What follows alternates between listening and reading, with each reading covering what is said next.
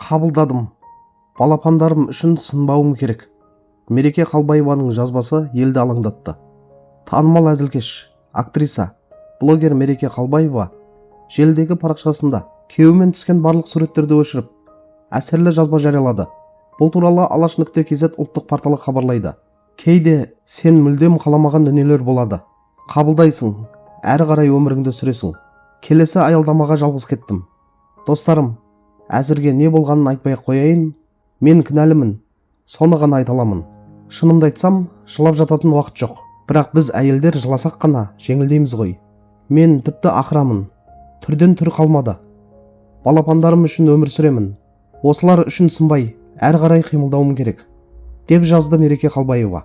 Құрметті көрермендер, Мереке Қалбаеваның жазбасын оқығанда жүрек дір ете қалады.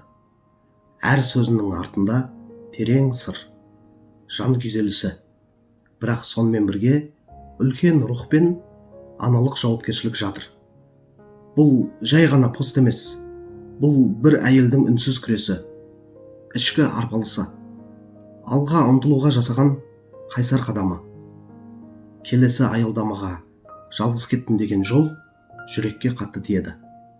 Бұл сөз үнсіз қоштасу ғана емес, сонымен бірге жаңа бетті ашуға деген батыл шешім.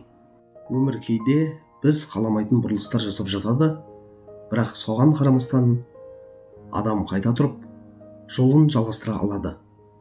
Мереке сияқты нәзік жандылар, әсіресе өнер мен көпшіліктің назарында жүрген әйелдер үшін мұндай сәттерді бастан өткеру екі есе ауыр.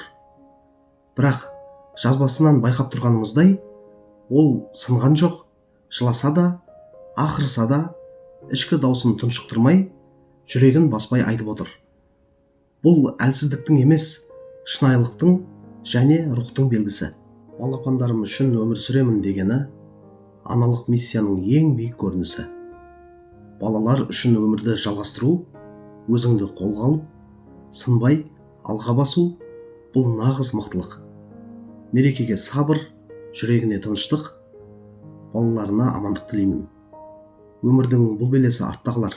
Ең бастысы адам өз-өзіне адал, шыншыл және ең бастысы тірі, бүтін, алда жаңа беттер бар.